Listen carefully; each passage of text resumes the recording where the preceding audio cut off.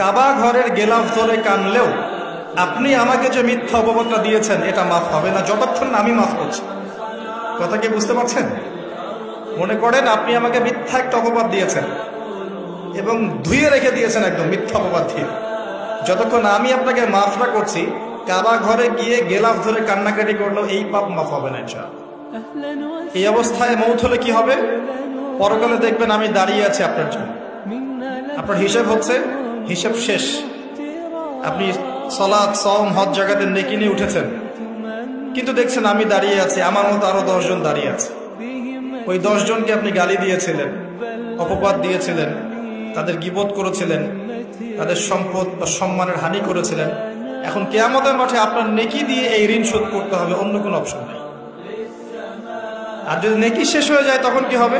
তখন আমার আমলনামা থেকে কিছু গুনাহ আপনাকে নিতে হবে। আল্লাহ পাক ন্যায় বিচারক।